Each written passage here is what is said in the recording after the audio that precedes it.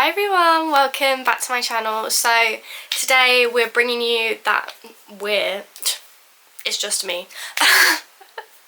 I'm bringing you that book haul that I was talking about, where like I came home with like 3 bags full of books, like giving Baba Black Sheep.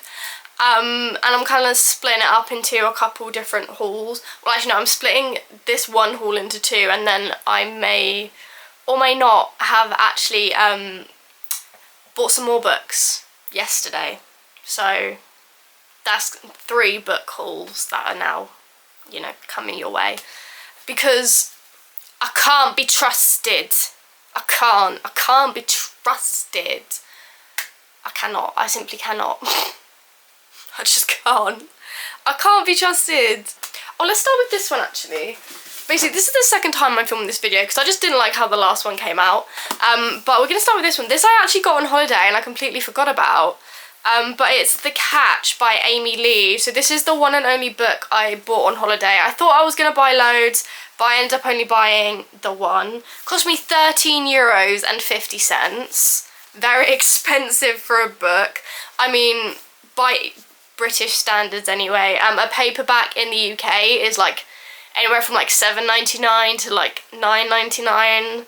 Some non-fiction books are like 10, 11 plus, but fiction $7.99 if you're lucky, but usually more $8.99, $9.99. So $13.50 is a lot for a paperback in my opinion.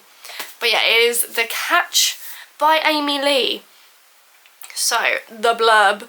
It says, in a last-ditch attempt to rescue her brand from the brink of irrelevance, fashion influencer Melanie Carlson finds herself in a rural fishing village on the east coast of Canada. The only thing scarier than nature itself, oh my gosh, I can relate. I hate nature, but it does scare me. Burly fisherman Evan Whaler. Is this not just It Happened One Summer by Tessa Bailey? Who single-handedly single-handedly disproves the theory that Canadians are nice. Rude.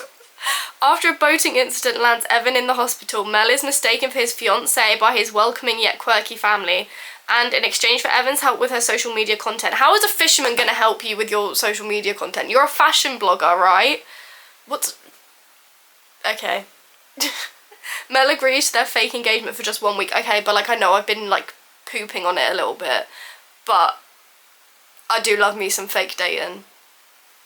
This isn't just fake dating, this is fake engaging. But reeling in their budding feelings for each other proves more difficult than expected. Oh, I get it. Do you get it? Reeling, because he's a fisherman. Yeah. Is Mel willing to sacrifice her picture-perfect life in the city for a chance at true love in the wild? Ooh. There's a couple other books I want from Amy Lee. But maybe I should read this first and then see if I want the rest. I need to get back into the habit of just not buying every single book I see from this one author. I should, you know, like read one first to see if I like their writing. But yeah, I forgot about that one. That wasn't included in my haul when I filmed it the first time. Yeah, anyway, I kicked my tripod. Moving on. So now these two go together, as you will soon see why. But we have the hardback editions of The Foxglove King and The Hemlock Queen, both by Hannah Witten. It is the Nightshade Crown series, book 1 and 2. I know these are out in paperback, but I do just prefer hardbacks. I am a hardback reader, which I feel like is a bit uncommon in the bookstagram, booktube, book whatever. It's a bit uncommon in the book community. Most people prefer paperbacks. A lot of people are like, hardbacks are hard to hold, and I'm like, are you just really weak that you're like, it's heavy? Like, I don't understand that mentality personally, but I just prefer hardbacks because I'm not into cracked spines. And like, I know I do read my hardbacks like this, and that probably is like low-key cracking the spine, but like when the dust jacket is on, you can't see it. Anyway, I'll read you the blurb of The Foxglove King, not The Hemlock Queen, because obviously I've not read the Foxglove King. I don't want spoilers because I've not read the blurb of The Hemlock Queen, and I'm not I don't want the spoilers. I don't want to see them. I don't want it. So if you want to read the blurb of The Hemlock Queen, I'm really sorry, but you're going to have to read it yourself. Love you. Okay. So it says, in this gilded, gothic and romantic new epic fantasy series from New York Times bestselling author Hannah Witten, a young woman's secret power to raise the dead plunges her into the dangerous world of the sainted king's royal court. Why can't I speak? Anyway, so Law has been living by her wits since she was a child, running poisons for the cartel that took her in, avoiding the attention of the law and keeping her illicit affinity for death magic a secret.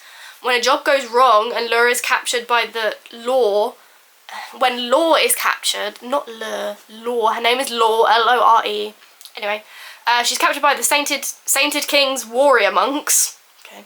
She expects death, but King August has a different plan. Entire villages on the outskirts of the country have been dying overnight, seemingly at random. Ooh, the drama. Law can either use her magic to find out what's happening or face the pyre. Ooh! Thrust into a lavish court where no one can be believed and even fewer can be trusted, Law must navigate an intricate web of politics, religion, and forbidden romance to solve the king's mystery. Mystery more dangerous and twisted than Law can ever imagine. Dude. Okay, so I'm guessing the Foxglove King is the king and they're gonna, like, fall in love. And then does she become the Hemlock Queen? Because she married the king?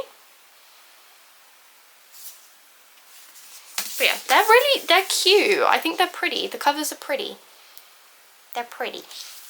I'm not sure if I've shown this on my channel already. I can't quite remember. But, you know, if you have seen it, I guess you're seeing it again.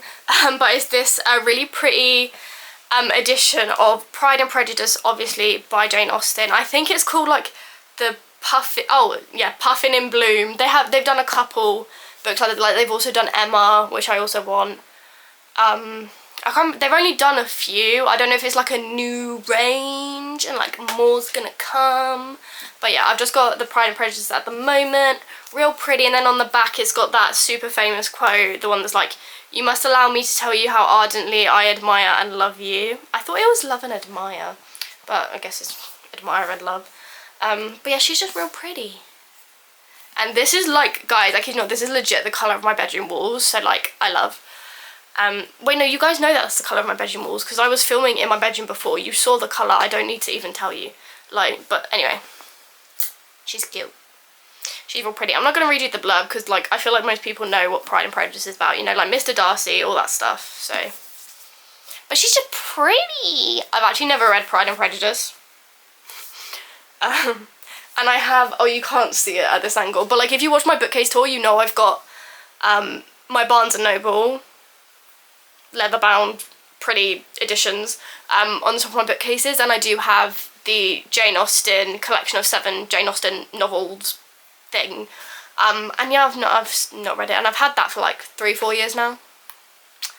I've still not read it. I do want to read it. Guys, I just have so many books. I just have so many books. Okay, I'm sorry. I just have so many.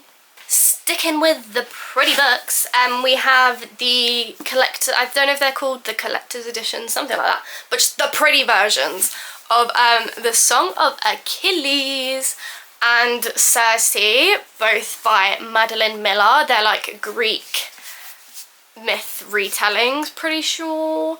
Yeah, they're just really pretty. Again, I've not read either of them. I don't have even the standard editions. But I was like, these are pretty, I want them. So I got them. I did post these on my Instagram, so if you follow me on Instagram, you've already seen these. If you don't follow me on Instagram, go to my Instagram, because I feel like the photos, I really liked the photos that I took of these two, and I feel like they're really pretty, and I feel like they deserve to be appreciated. So, go follow my Instagram. I'm sure you've probably been seeing these all over your Bookstagram and your BookTok. I love how the sun has just like completely gone away. Like halfway through the video. It's just a bit rude, if you ask me. But anyway, I feel like you've probably seen this all over your Bookstagram, your BookTok. It is Collide by Bal Cabra, I think is how you maybe say it. It is a hockey romance. I think it's hockey enemies to lovers. But let's read le blurb. So, when Summer Preston's professor issues her with an ultimatum, she finds herself on an unexpected collision course, get it, collide, with hockey captain Aidan Crawford. Summer hates everything about hockey, for good reason. Girl can relate, cannot stand hockey anyway. But she isn't going to let that stand in the way of her becoming a sports psychologist. Aidan loves being the hockey captain, except when his team's reckless mistakes risk jeopardising their entire season. When coach puts him forward for a research paper as punishment, he has no choice but to accept. Summer can't stand his blasé approach to life, and Aidan doesn't get her uptight scheduled one. They're off to a rocky start, and provoking each other, it turns out, is what they do best. As sparks fly, neither wants to be the one to give in. Can they get everything they want, including each other? I mean, like, romance books are kind of, I don't mean it's in a hateful way, and please nobody give me hate, because I love romance books, but like, they're kind of all the same. Like, they're kind of just all the same. Like, not in a bad way necessarily, but like, just a little bit kind of all the same. But like, I don't mind. Like, I love romance. It's one of my favourite genres. Like, I have pretty much a whole bookcase just for all the romance books I own. Yeah, like, my romance books take up 4 shelves on a 6-shelf bookcase. So, you know, I like them. But they're just kind of all the same. But I do love it, so, you know. And now we have the first 4 books in the Bridgerton series.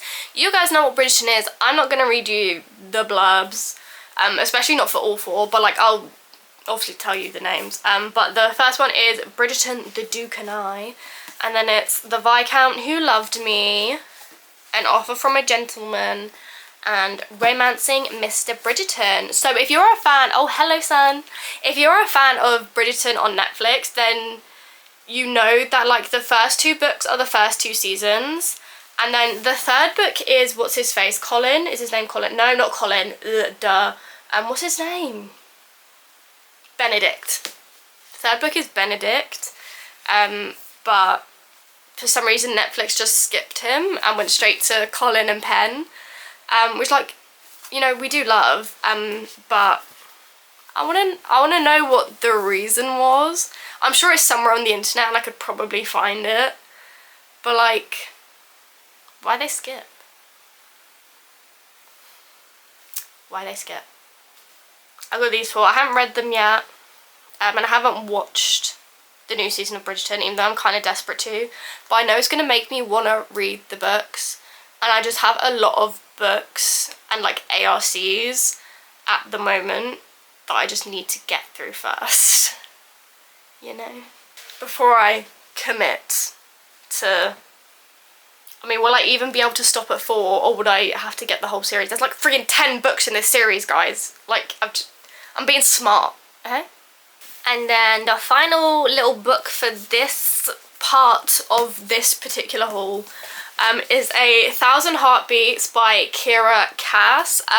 She's quite a well-known YA author. She wrote the Selection series, if anybody's heard of that. But basically, the reason why I bought this is because I was influenced by somebody on Bookstagram. They made this post, like, multiple book recs, and it was like, oh, like, books that are like Disney movies.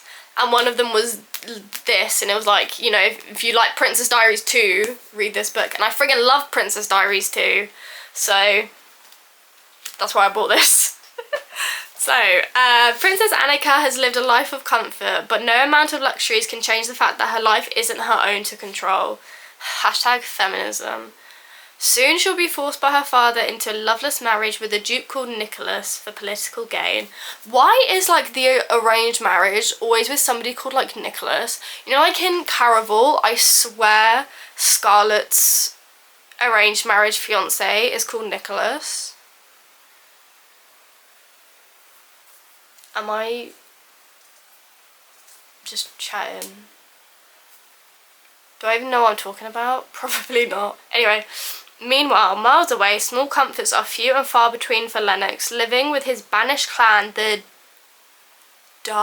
Daranians. Lennox has devoted his whole life to helping his people try to get back the throne from Princess Annika's father. Oh, damn. But then Annika and Lennox's worlds collide, and when love against all odds finds them both, they are bound by its call. They can't possibly be together, but the irresistible thrum of 1,000 heartbeats won't let them be apart. So yeah, it's like she falls in love with the guy that's trying to steal the throne, you know, Princess Diaries 2. If you know Princess Diaries 2, then you know, that's the plot, is that she falls in love with the guy trying to steal her throne. This is quite chunky for a YA book. I feel like I've been speaking really fast and saying a lot of random stuff in this video. Sorry, I'm clearly a bit hyper. It's 560 pages. She's a chunker.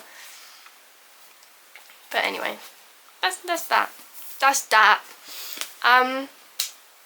So yeah, that's it for today's video. Thank you guys so much for watching. I hope you enjoyed. I feel like I was a little bit crazy for like literally no reason. Sorry. Let me know how you guys feel about this like setup. I feel like the lighting in this room is a bit weird. And like I really wanted to start filming in front of my bookcases, but I'm not sure if I can make it work. Like lighting wise. I mean, I probably could set up my ring light and things might be a bit better, but I just didn't have time this morning to faff about with like ring lights and things. But yeah, let me know what you think of the setup. If you also cannot be trusted in a bookshop and you want a sweatshirt so that everybody knows, or even a t-shirt or a hoodie so that everybody knows, this is from a lovely little small business called Truly Magical Books, of which I am a cheeky little affiliate. Even though I am affiliated, though, I did buy this with my own money. But basically, I have a code for 10% off. It is AF Caitlin is confused. It gets you 10% off site-wide. And yeah, if you can't be trusted in a bookshop and you want to wear it like the badge of honour that it is, you can get yourself one of these.